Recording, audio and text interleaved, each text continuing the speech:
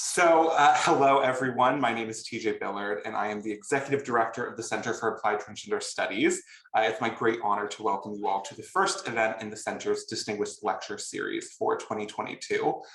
Events in this series will feature fellows from the Center discussing their own original research with a broad audience of scholars, practitioners, policymakers, and interested lay persons.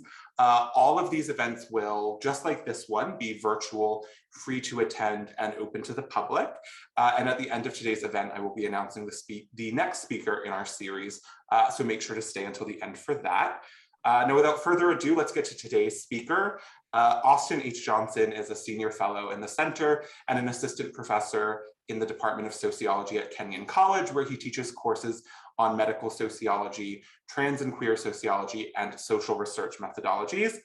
He is the author of numerous journal articles, book chapters, and public research reports that explore the health and well-being of LGBTQ people in the American South. Dr. Johnson partners with colleagues and students across the academy and with advocacy, direct service, and mutual aid organizations to create community-engaged research initiatives that are aimed at developing evidence-based interventions to improve the life chances of trans and queer people in underserved and under-researched areas. Today, Dr. Johnson will be delivering his talk, Applying Trans Studies, Building Structural Competency, using community-based research to support trans youth in the US Southeast.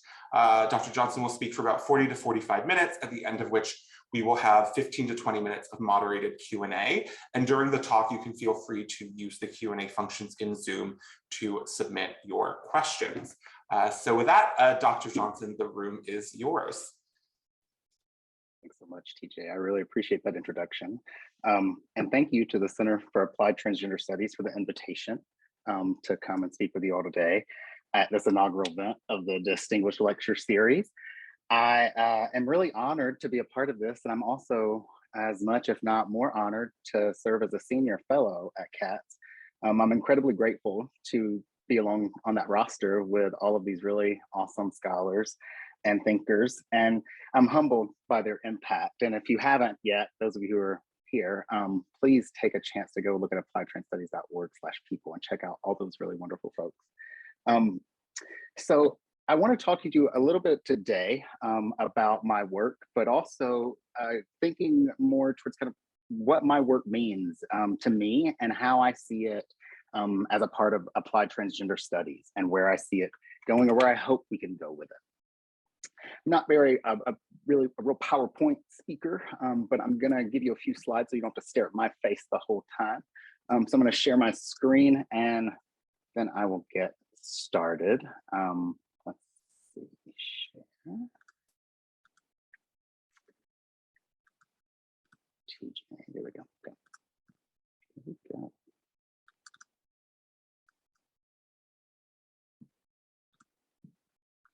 All right, on to slideshow this. So since Time magazine called The Contemporary Moment a transgender tipping point in its June 9th, 2014 issue, there has been an unimaginable increase in the general public's awareness of transgender experience, an increased presence in scripted and reality television, news media, and it's resulted in transgender people and their concerns taking up otherwise inaccessible space in the minds and homes of millions of people. As awareness has and continues to increase and more trans people feel comfortable being visible as such in their everyday lives, our central social institutions are being pushed by diverse factions of stakeholders to either facilitate or eliminate gender diversity. Increased activity meant to empower or constrain gender diversity has emerged in nearly every social context and institution. Think about your trips to the doctor's office or employer or school over the last 5 to 10 years, and how many times people have asked you your pronouns, or maybe you've heard snarky remarks. So these things are popping up in places all around us all the time.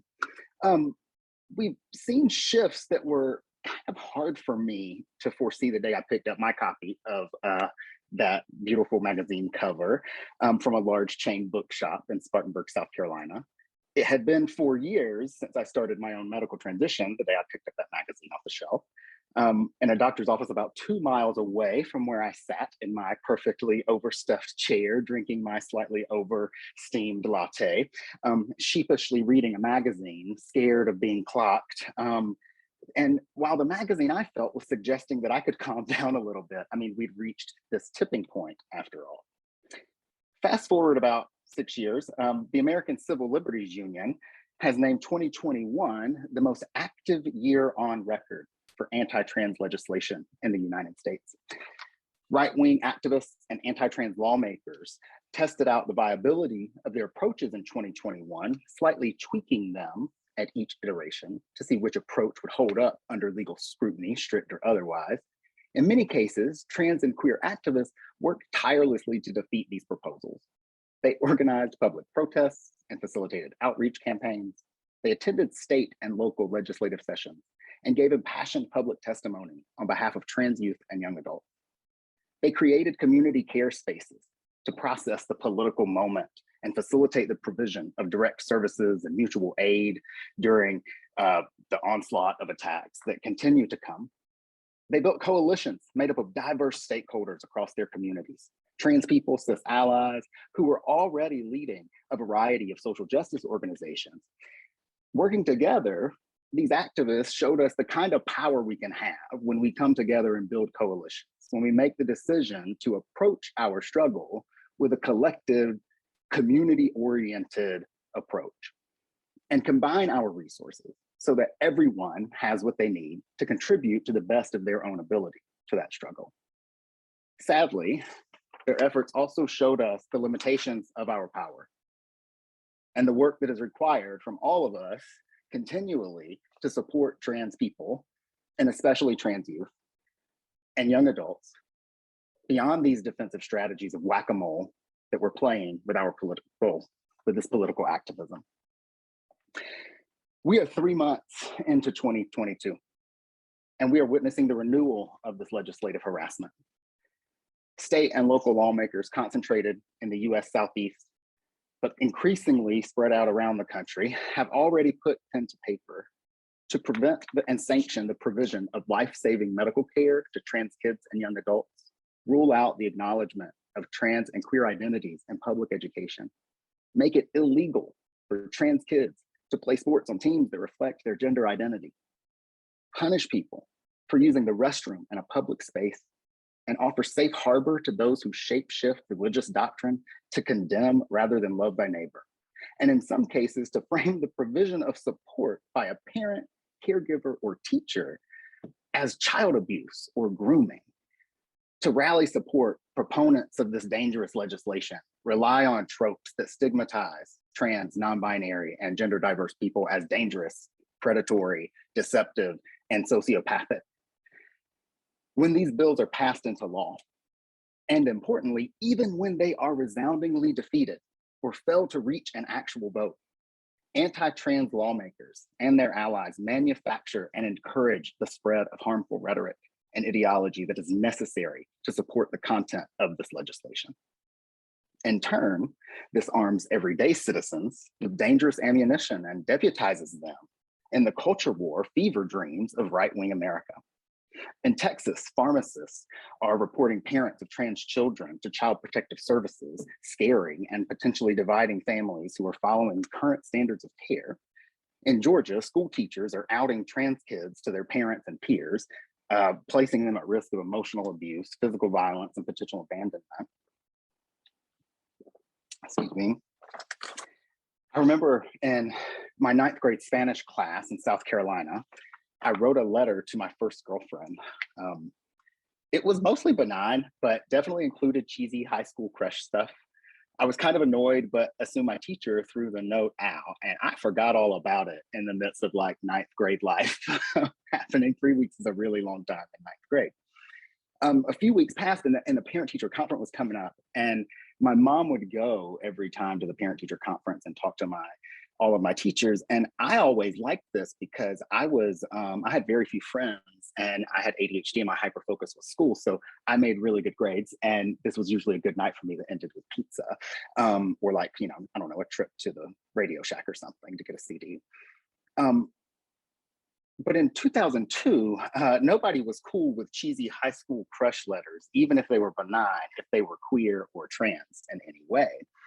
And the note was definitely queer and trans. My sexuality was very much wrapped up in feelings of gender dysphoria at that time, and I was processing it out loud with people in my life in ways that, looking back, were very trans, at the time did not seem such. I'll never forget the look on my mama's face when she walked out of that classroom and back into the hallway after meeting with my Spanish teacher. I've always felt like she never looked at me the same way again, never saw me quite the same way. I failed Spanish that semester. What'd you expect? My mother asked, kind of snarky, not really looking for an answer when she saw my report card. And she kept that letter and she would always bring it up when I talked about failing Spanish. Talia May Betcher wrote in 2007 that framing trans people as evil deceivers and make-believers transformed us into villains deserving of the violent and hostile reactions received from those uncomfortable with, offended by, or surprised by our gendered bodies, identities, experiences, or desires. As Betcher argues, the framing used to justify interpersonal violence, emotional harm, ostracization against us poses the sometimes silent, but sometimes directly asked question, what did you expect? When my mother said that in high school, when I was alienated in my high school from education due to this homophobic teacher or trans teacher, that what did you expect stuck with me. Rewind almost 30 years ago, the first trans man I ever knew about, his name was Brandon Tina.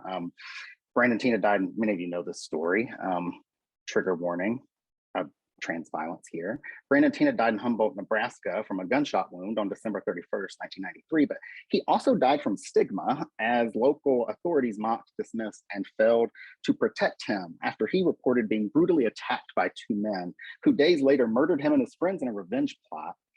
As a 13-year-old, I grieved with those who loved him. I remember the end of the movie when Lana, his girlfriend, is crying. I am crying with her. I watched Boys Don't Cry over and over and over again in my living room. I did not know why, and I didn't really have a desire to know why I identified with the story so strongly. I was so moved by the story of this transgender man. Upon one viewing, I was interrupted by my stepdad, feeling the need to explain my emotions that were very strong at the time. I just said, people are so cruel. He snapped back, I mean, what'd they expect? It's a common statement. Going back to Talia Betcher's words, they frame us as evil deceivers and make believers in order to justify our harm. The what did you expect is a suggestion that we should internalize that justification. Applying this to the current political climate, in the case of anti-trans legislation, trans people are positioned as deranged, deceptive, and dangerous in order to justify state-sponsored control, discipline, and punishment. 10 years later, after I first saw Boys Don't Cry, I watched it again as a college student. It was being shown on my college campus as a cultural event. And I went to a screening, and those same giant feelings that I had as a younger person after it first came out came back to me, and they would often show up in me when I was caught off guard by having a gender or kind of reminded that I had a gender. And by the time we reached the hard left turn of the film where things get violent, I was on my way out the door, and I just kept hearing my stepdad's words in my ear. What'd they expect? What'd they expect? And I was, looking back now, I'm really struggling with this identity and working through my own thoughts about gender. And Brandon Tino was really the first exposure I had. And this, while it was meant to display this kind of the story of a life, and not as a warning necessarily, was definitely one of those for me. So going back to this current political moment, and stay with me, I'm threading my experience here on purpose. The ideology necessary to justify removing a child from a loving home because their parent or guardian filled a prescription written by a licensed physician for life-saving medical care, or the logic required to make sense of terminating a teacher who recommended a book from the school library to a student who asked for literature about characters that experienced similar body identity presentations of self. The logic, the maneuvers, the rhetoric necessary to do this it necessitates the increased stigmatization, the internalized stigmatization of trans, non-binary, and gender diverse people. It requires the heightening of our chances of violence, the heightening of our chances of discrimination, of rejection due to our gender identity. It requires the degradation of empathy for trans people on the part of the general public, and it requires trans people learn to expect that. So what do they expect? Support is kind of the implication there. Even when they are defeated, it's important to remember that the conservative efforts at enacting anti-trans legislation have widespread effects. The rhetorical ideological work that goes into these attempts at discriminatory policies affects our, the outside views of us as a community, but it also affects our internalized understanding of ourselves. It contributes to internalized stigma, poor mental health outcomes, expectations of poor treatment, and it creates a hostile social climate and a negative social outlook for trans people, which also is kind of reinforcing these experiences of stress, stigma, negativity.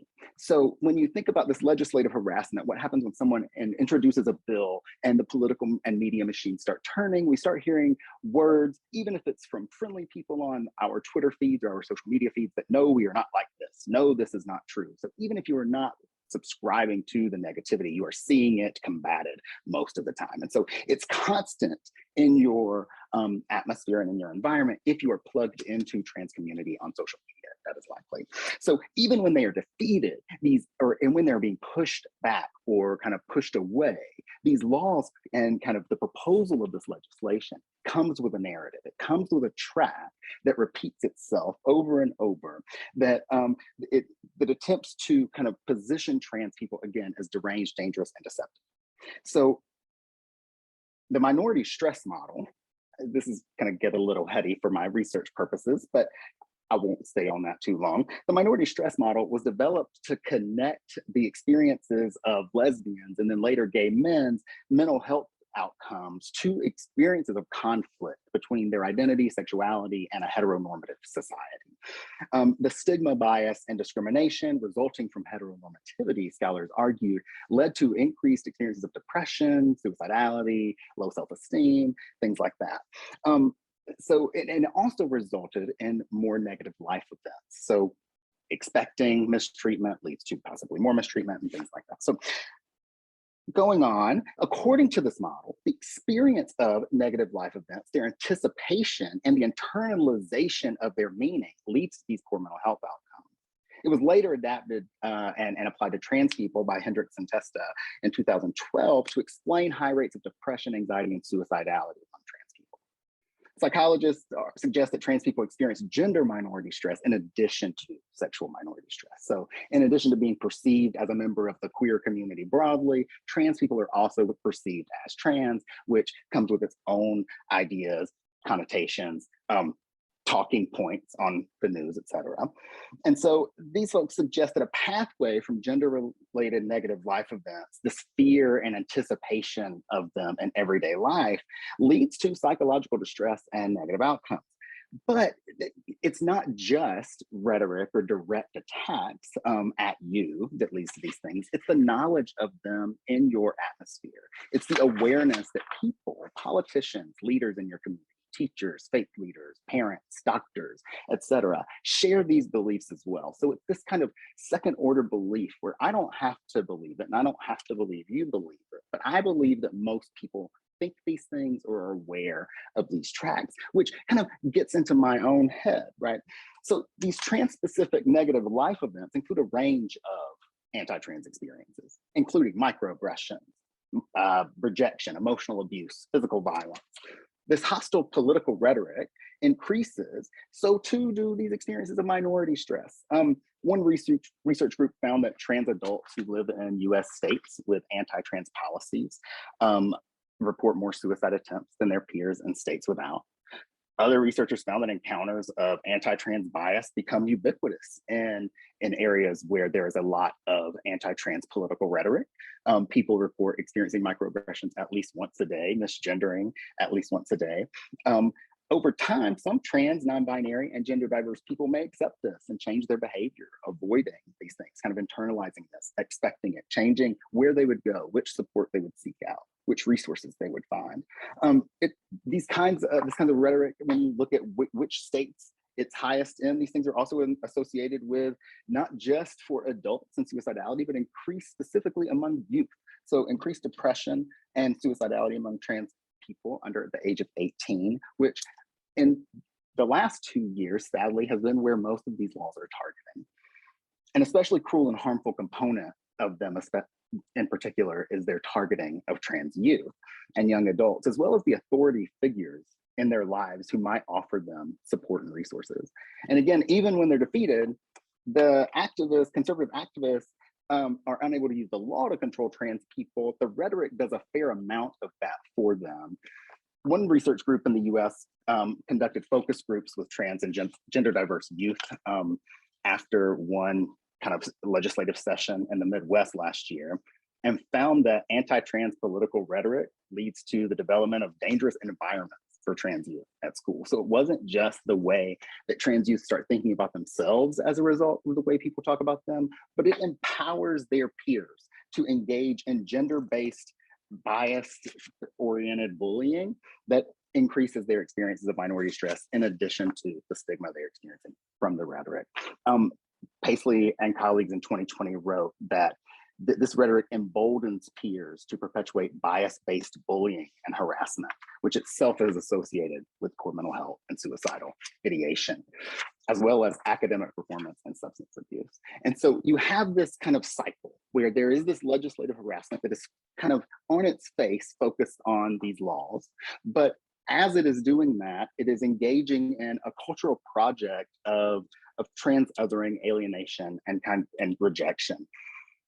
When social scientists in sociology and across the social sciences look at the experiences of alienation and rejection among trans people and try to figure out how to address that, the recurring finding is peer support. That's not going to be surprising to anyone who's ever read any kind of trans studies work. Excuse me. But peer support shows up as a moderator of the effects of stigma, discrimination on suicidality, anxiety, depression, things like that. And most of the time, the indicator is, do you know another trans person? So there's not a whole lot of depth to that work. And so basically what it's pointing to is just awareness of trans people, contact with other trans people really offsets these negative effects of stigma. So we know that peer support plays an outsized role in interrupting the psychological consequences of stigma, discrimination, and other identity-related stress among trans people. Indicating access to peer support and the potential support they may offer is directly related to lower levels of distress among trans people and the bulk of psychological research on this topic. Noting that peer support is a protective factor against mental health issues broadly and against gender-based psychological distress in particular. Barriolo et al. And Testa et al. In 2014 and 2015 respectively show that when trans people have more frequent contact with their peers, they are able to develop greater resilience not only against gender-based bias, gender-based bullying, but against general hardship and stress writ large. In my own and others' research on trans and gender diverse Southerners in particular, a regular theme emerges, indicating that one way that sourcing support from the trans community facilitates positive mental health is through self-acceptance and the acceptance of trans identities broadly. By coming into contact with community-based counter narratives to this political rhetoric, to anti-trans rhetoric in the current political moment and in the past, trans people gain access to a new way of framing their experiences, their bodies, their identities, their presentations of self. This new frame situates their gender experiences within a community of shared others, provides them with a language for explaining their experiences to themselves, to their family, to their friends, and potentially normalizes their previously stigmatized experiences by connecting them with others who share them and can mirror them back. So instead of receiving the political rhetoric, which is a very individualized narrative of bad people who are wrong and confused, supportive peers connect folks to affirmation, validation, etc. Research demonstrates that for marginalized people across the board, identification with similar others allows the development of a positive identity, a positive in-group identity, a positive association with others who may share parts of your identity, but not all of them. So it allows us to reach across difference as well. It encourages positive self-appraisals, higher self-efficacy. If I wake up today, do I believe that I can accomplish the tasks that I set out on? Having a prior awareness that trans people exist minimally and minimal engagement enhances the psychological well-being. So we're seeing these kind of like one-offs all the time. All the research is coming out suggests that it isn't even intense interaction. There's not necessarily specific programs that are happening. It's just the contact with others is the on its face suggestion that during early trans identity development in particular, contact with community may result in trans people being less fearful, less suicidal, and more comfortable in their newly formed or found identity. Knowing that trans people exist and having this previous interaction was so influential to mental health in one study that it cut the rates of suicide in half. The body of scholarship provides support for the value of trans individuals connecting with other people during this time. During this time of political tumult, during this time of legislative harassment, and continuing, right, in a society that doesn't accept them across institutions that were not built for them, that are set up for cisgender bodies and identities. This body of scholarship supports the idea that trans people need connection. It possibly, provides the opportunity, this connection, to fight stigma, not just within the trans community itself, but across those institutions. I began my own transition in South Carolina in 2010, a month before moving to Ohio for graduate school. I completed my graduate studies at Kent State in Northeast Ohio. And upon completion of my PhD in 2017, I came to Central Ohio, where I work now at Kenyon College. And starting with my dissertation, I've tried to understand how trans people, non-binary people, and gender diverse people in the South create community, access resources, and shift institutional norms in the region in the face of this concentrated harassment. Because I think when you tell the story, or when you read the news, hashtag trans news, it's negative. It's always really negative. It's always another fight that we are waging. It's always some kind of defensive attack that we're now on because someone is trying to limit our civil rights. That story is there, but I think it's important, and what I have wanted to know since around my dissertation time was what is happening that allows people to live full and happy, healthy lives in spite of that, right? What's going on with the peer support? What works there? To kind of go a little deeper than you have contact with a trans person, you know a trans person, and you have better mental health outcomes, what exactly is going on? And so starting with my dissertation, I have tried to understand this, both as an independent researcher and in collaboration with nonprofits. As TJ mentioned in the intro, Campaign for Southern Equality is my primary research partner, along with Gender Benders, and both of those are located in the Southeast and serve LGBTQ people in the region.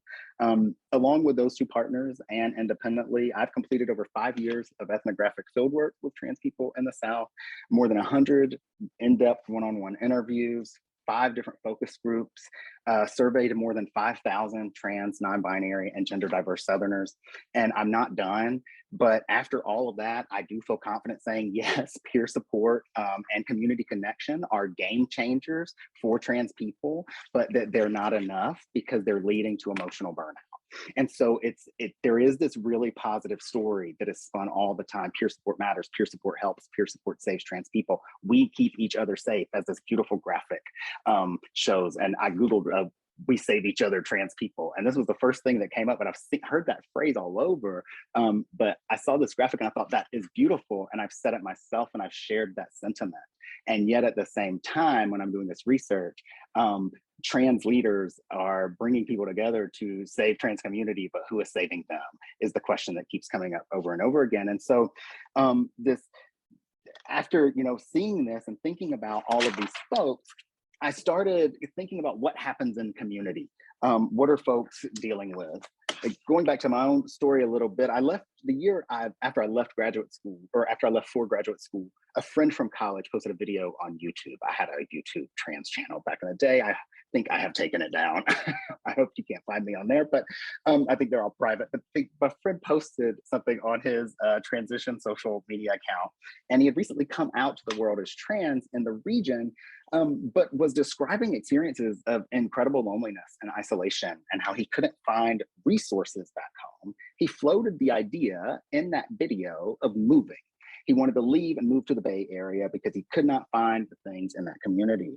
And all Google searches in 2011 for trans men led to the Bay Area. So that's where I guess he was gonna go. A month later, he posted another video. I was following along, and he had decided to stay. He started this group for trans folks in the area. He decided he was gonna create, with a couple of friends in a basement coffee shop, a space for, if there were trans people in the area, to come out and build community in that space. A month, he did this, the group started thriving. He later left, but the group is still going on. A growing number of studies suggest that this happens, right? Trans people often feel isolated, and like the space they are in cannot meet their needs. Maybe I need to leave this space. There's something about this region. There's something about this institution. There's something about this particular spot I'm in that isn't working for me. And if I go somewhere else, the institution will be there ready for me, expecting my gender diversity, able to serve me. And so a growing number of studies suggest that people have this idea of leaving, wanting to go. But a separate line of research suggests that peer support is especially powerful in changing that, that it takes access to peers. Again, connecting with one person in your community who is affirming to you and validating to you can radically change your experience of all of the institutions in your social context. Peer support is especially powerful when it occurs within trans-centered or intentionally gender diverse spaces. And thinking of peer support as a form of social exchange, this makes a little more sense. So as our networks become more densely populated with trans, non-binary, and gender diverse people, as it does if you're embedded in community, our likelihood of identifying peers with whom we can exchange social support resources increases, along with the types of support they are able to provide. If I only have one friend who's trans, which I did for many years of my life, the type of social support related to trans identity that I could get was very limited. And it was not only limited to what that friend had, but what they were willing to give me and had time for. As I connected with community, and many of you may feel the same way, this opened up a bit. The type of support, the kind of support, the valence of that support, the effect of it changes, right? That you may, whether it's emotional, financial, or social, you get access to a wide variety. So I now have a large network of peers who potentially have access to a wider range of resources, creating new opportunities for the exchange of more and different types of support in my life. The impact that the peer support has had on me is this relative to that timing, the availability, the content, and the distribution or the structure of support, right? And so currently the peer support literature suggests that it's the person who's giving you support. So a trans person is offering support, and that is what helps other trans people. And I would like us to shift around to think more in a socially structured kind of way, to think that it is not necessarily the individual who is offering support, but the timing, the availability, the content, and the distribution of that support that matters. Again, I told you my friend would later leave that group, but that I mentioned before, and seek other opportunities, other resources. But that coffee shop gathering turned into a weekly get together, and eventually a nonprofit organization that is still going strong, serving trans and queer people throughout the Southeastern United States. Much like my friend, the folks who are involved in that organization come and go.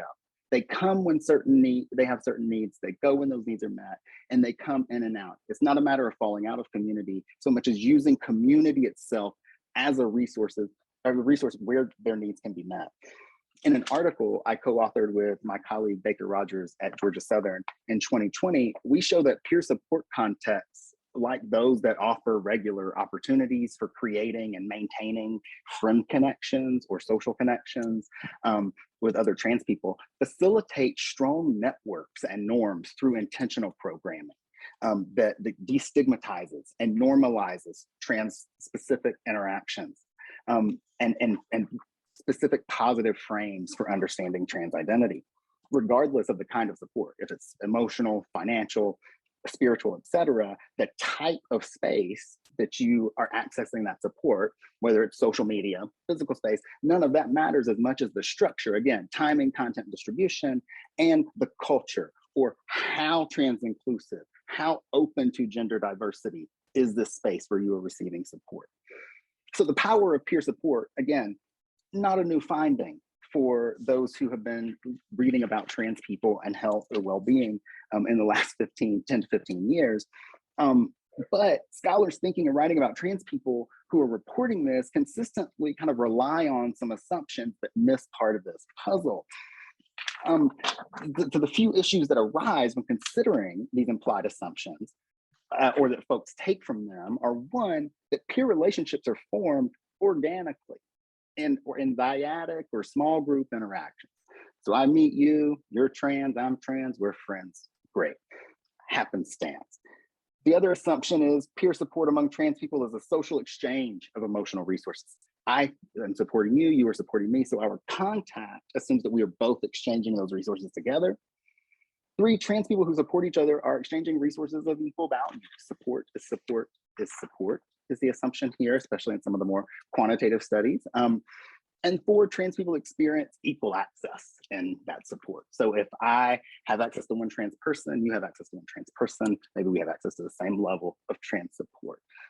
We could go into each of these independently, but for the purposes of the conversation today, I want to focus on the assumption that these connections form organically, that the assumptions that peer relationships among trans people are formed in dyadic or small group interactions that are organic. I go to a community event that is important to me, you come to a community event that is important to you, we meet there and become friends. The scholarship, though, that documents the effects of the support tends to neglect the fact that there are people behind the scenes who are organizing these community events for trans people to connect across difference, to connect on their trans identity, to meet other trans people in their community and form peer support bonds. As Joksimovic writes, leaving these leaders out of the collective conversation is a form of systemic erasure and epistemic injustice. Not only does it erase their accomplishments, but it erases the price they pay and the personal resources that they are required to use in order to achieve these goals. I'm finishing up an article right now that is based on interviews with trans and non-binary grassroots leaders across the Southern United States. These folks are, this is part of the work I've done with Campaign for Southern Equality, and we wanted to understand the experiences of those who are doing behind the scenes work to create community and facilitate direct service provision and peer support for trans people across the region. And we wanted to know what we could learn from these leaders that we could maybe scale up beyond grassroots or trans-led organizations to broader organizations or other service providers.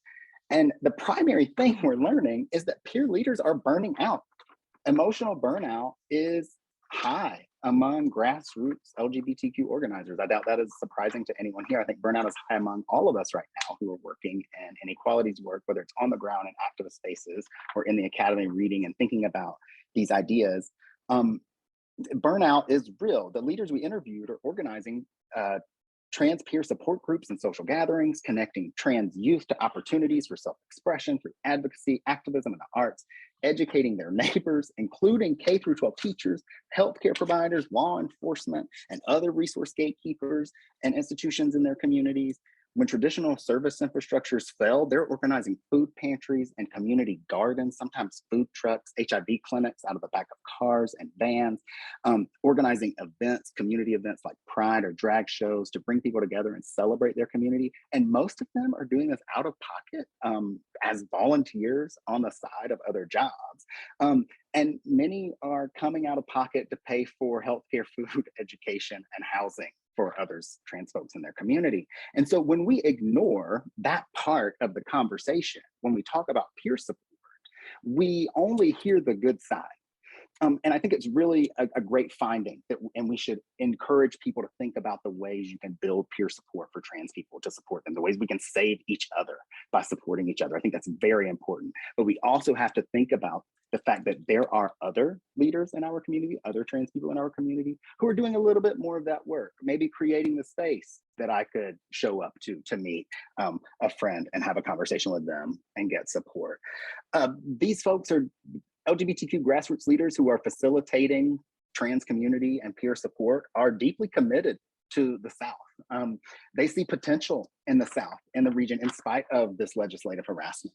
They are dedicated to creating a South where all are welcome and feel at home. One participant put it this way: I want to see the South as a place that people want to stay. Another participant who works with trans youth said, one of my major motivators is showing through my actions and through the work that I do, showing these young people that you can be queer, trans, gay, whatever, right here in the South. The organizers interviewed for my project and that I've witnessed over the last 5 years of doing this research, these folks are working around the clock in spite of the full-time, part-time, multiple jobs they have to create a new narrative and to create not just a new narrative and new rhetoric, but a new experience that boosts resilience against the harassment that is coming out of political rhetoric right now. And so that when these young LGBTQ youth, these trans youth in the South grow into adults, they will not fear that their only option is to leave. They will not, get online and Google where is trans community that I can go. They too will have faith that they can change things right there in their community without having to escape the region. Their commitment to their community is born from this personal experience that gives them unique insider knowledge of the trans struggle. In this time of heightened legislative harassment, when leaders are burning out, we might need a better solution. And I think that better solution has to harness the power of peer support without burning out trans leaders, right? So we have to see, how do we build the structural competency, and I'm going to talk a little bit more about that before we wrap up, that trans leaders organically have, this knowledge about status and power and social institutions and the way that trans people are constrained or empowered depending on their social experience within them. That is an organic structural awareness, structural competency that trans people have that is necessary to support trans people in this moment, right? And so how do we harness the power that they have to serve their community without them having to do it? And so another piece of that structural competency is an awareness of status. How do things operate when a cis person is interacting with a trans person, or when intersectional experiences create white trans masculinity versus Black trans femininity in the South? And how do those things work together? When you are working in coalitional community building in the South, you develop an organic understanding of those things in community, in practice. Organizations who are not doing this work need more help to get there. But we can't simply say you don't get to do the work because you're not a member of the community. There has to be a way that we provide them with resources so that we may tag them in when grassroots leaders who are burnout can't carry that weight anymore. So when I think about kind of limit our standing to the harm of policy, and we think about kind of the way that the political rhetoric creates harm in our communities, I want to go back to this minority stress. We need peer leaders, we need peer support to support trans youth. The way that here's where I'm going to make the case to use community engaged research to build structural competency for trans folks. I think we have to build transformative social institutions that meet the needs of trans people, that expect gender diversity, that provide access to peer-to-peer support without bringing with them the baggage of historically cisgender social institutions. And so what that means is, instead of accommodating gender diversity within our normative social institutions. We have to equip our general social institutions, education, healthcare, religion, the state, to expect gender diversity. The things that trans leaders get right when they provide peer support is that they don't set the limits on who is considered trans and how this affects them. When we start using specific categories to keep people out or push them in, we lose sight of the harm that is done to everyone when ideology around gender diversity is whipped up in a culture war. And so part of this work is going to require institutions who are already in existence to become informed, to learn what to expect, to see how widespread the harm is from political rhetoric. For example, we can't assume that once we defeat a bill, that bill is dead. Many of you have seen there are laws around the country where people are attempting to take down conversion therapy laws in their local communities. And this is a noble goal and an honorable goal, and I support it. And also I want people to remember that folks experience efforts to change or suppress their identities across social contexts and institutions. And if you connect with other trans people, and if you talk to them about how they're experiencing these things, you can address the actual outcomes of the law, the social effects of the law, mental health, physical health, social health, and not just in one institution, which is law and policy, or the state, but in all of the institutions. How does thinking about or talking about trans people, trans youth, what care they can access, what sports team they're able to play on, how does this affect their mental health? And how can we use the lessons we've learned from trans leaders who are burning out from how much help they've had to offer to strengthen our social institutions across the board? Thank you so much. And I am excited to take questions today.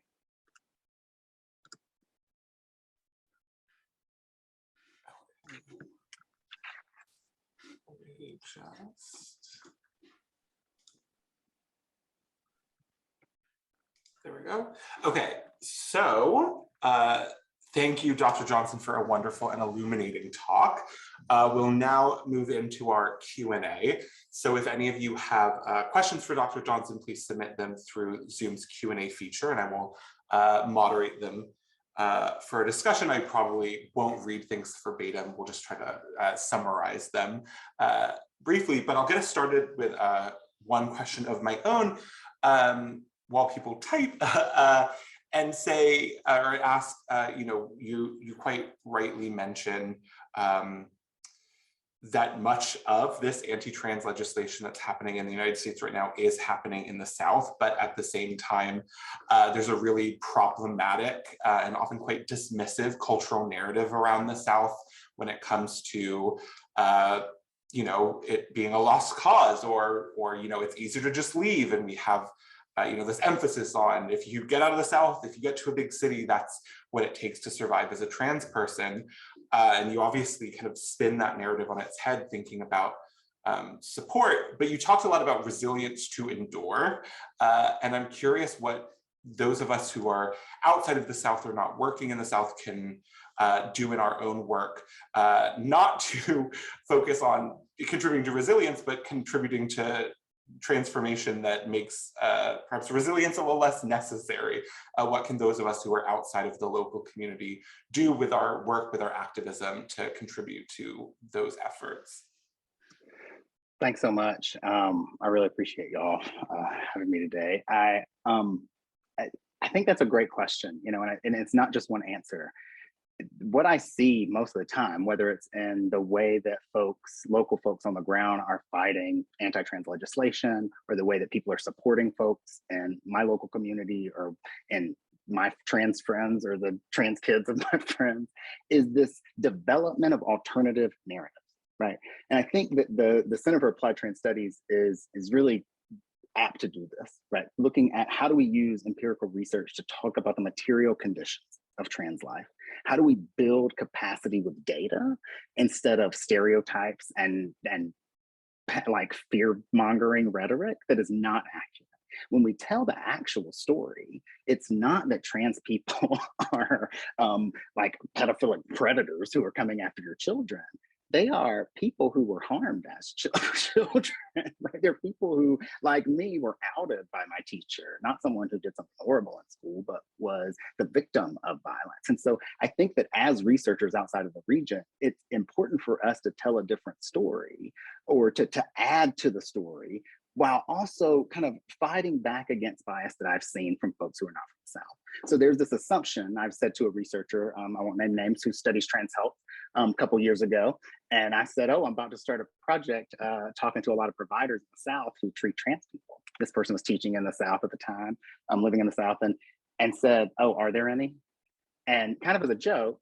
And at the same time, there's this, that's part of this. Yes, there are plenty, right? And so there is this kind of harassment, there is this kind of oppression, and that is one narrative. But when we allow that to be the dominant one, and the trans kid only sees people don't like you, or the trans adult only sees people are trying to take away your health care or your right to live freely in your community, we're not getting the real story that there are people here. A third of the trans community lives in the South, and they are active and diverse and doing really great stuff. So thanks, TJ. That was a lot of answer, but absolutely, thank you. So a few questions here. A lot of requests in various forms for some version of this to be available somewhere in written form, but I will also note for those of you who are here that we will also have a recording of this posted by Friday. So you also will have this record of it.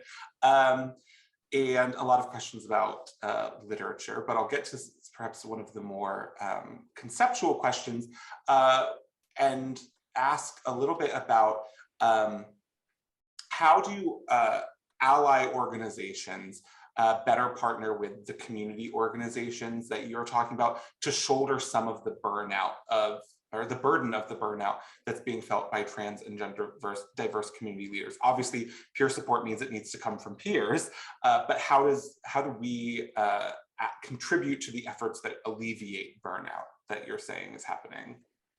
I think that's a really great question, and a lot of people think, well, what the hell am I supposed to do if this is peer support? Like, I'm not a trans person. And I think that it's important to remember that connecting with peers in a space that is trans friendly doesn't have to be that, the space doesn't have to be created by the trans people, right? So if all of our institutions were creating spaces that expect and welcome gender diversity, trans people would have those organic connections, right? We wouldn't be relying on grassroots leaders to create specific community spaces for trans people to get resources. And so part of it is this work to make institutions more accessible and more welcoming.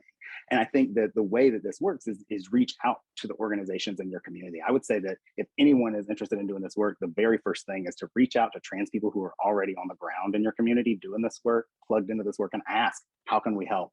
What can we carry in this? Because I guarantee you they will hand you a bucket of so many things. Absolutely. Okay, I'm going to test out this allow to talk feature for a question, which I haven't used before, for a question from Avery. Hi. Hi. Thanks for this, Austin. I was one of the people submitting a question asking if I would be able to read this in the future, because I think you blended personal narrative with theory and with empirical and applied research really beautifully. And selfishly, I'd love it as a model. But aside from that, I wanted to ask a question sort of related to TJ's question, but maybe from a different perspective. I encounter this a lot, that working outside of the South, but being from the South, as you know, I'm a Carolina girl, that there's often this assumption that the things that trans people in the South face don't happen elsewhere. And there's also often a sort of dismissiveness that I see, and has gotten me into a lot of heated arguments, especially with other white trans people about, okay, well, should we just abandon the South and try to get the trans people out or something like that? And I often find that it's, when it comes from this place, it's sort of bound up with whiteness, and bound up in an assumption that like these backwards political places, or whatever their idea of the South is also completely eliding the fact that the South is where the majority of Black Americans live. There's deep-seated racial injustice and justice issues that have been fought for a long time. And so I'm curious how you might situate sort of the work that you're doing. And I know you touch on this in some ways, and I especially appreciated bringing up the foil of white trans masculinity with Black trans femininity. But I'm curious how you situate this work on building structural competency alongside ongoing social movements, intersectional ones in particular for racial justice, and sort of how you might try to flip that narrative if you got like the soapbox and everybody's attention for a few minutes about like why the South matters. Yeah, I think that you hit on a lot of that, Avery, and as the trans Southerner, I mean, we grew up in an area when I was in South Carolina, my high school textbook said a lot of things, but one of the first things I learned about South Carolina history was like, it's a melting pot, right? Like it's this very diverse space where people come together and there's all of these different views. And that problem, I problematized that a little bit growing up. Yes, people look different when you look around, but power doesn't really work that way. And I think that's what you're getting at. A third of the LGBTQ community lives in the South, but the majority of the Black community in America lives in the South. And there's also a concentration of poverty in the South. There's a concentration of anti-LGBTQ legislation, higher conservative politics, evangelicalism. So there's a lot going on in the region that just because it's real gay and trans doesn't mean it's super progressive in all of those ways. But I think that there's also, by using data and connecting with nonprofits, whether it's LGBTQ serving nonprofits in the region or, social justice organizations broadly speaking, if we can build structural competency by building our awareness of social stratification for specific to trans people, I think that's how people plug in, right? So if you look at the data about the South and see, okay, a third of the LGBTQ people live in the South, but what's the distribution of income among those folks in the South? How does that work there, right? What's the educational distribution? How are people experiencing religious persecution or educational outcomes? That story gets a little more complicated. And so we can't just assume, again, this one LGBTQ community in the South. And I've been working to show that trans people, and to answer your question about where you're going to see this, I'm working on a book proposal that brings all of this together now. But looking at how trans people are experiencing things different than queer people in the South. There's often this kind of narrative at LGBTQ South. And sure, right, I think that trans people are perceived as part of the LGBT community. And so they receive some of that anti-LGBT stigma, homophobia that is directed at LGBTQ people broadly. But there's also gender identity related bias, right? That comes in a different way. And when you're in a region that is uniquely repressive or not necessarily repressive, but uniquely religious, right? And in specific ways around sexuality and gender identity, those things are going to come up. And so in whatever organization you're in, right? Whether it's an elementary school or a Jimmy John's, you're going to be talking about puritanical beliefs about gender and sexuality at some or someone's going to come in and you're going to say, yes, ma'am, and they're going to correct you, right? And so there's going to be conversations around that. And so I think build data, build capacity, structural competency for non-trans organizations, I see as an awareness of social stratification of trans people, and not just trans, right? But different categories of us and how we experience life. Yeah, thanks, Avery. Wonderful. Okay, so that brings us to time and the end of today's event. So thank you to Dr. Johnson, and thank you all of you so much for being here. Please be sure to join us for the next event in our Distinguished Lecture Series, and that event will be held on Wednesday, April 13th from 2 p.m. to 3 p.m. Central Time, when we will hear from junior fellow Florence Ashley, who will be discussing their new book, Banning Transgender Conversion Practices, a Legal and Policy Analysis, which is out next month with the University of British Columbia Press. And this event will celebrate the launch of the book and will include a moderated discussion with scholar activist Dr. Kelly Winters. So to register for that event, you can visit bit.ly/ and then in all caps, CATSDL2, Roman numeral 2, or you can go to appliedtransstudies.org, and all of the information is on our events page. But thank you all again so much, and I will see you all next month. Goodbye, everyone. Thanks, everyone.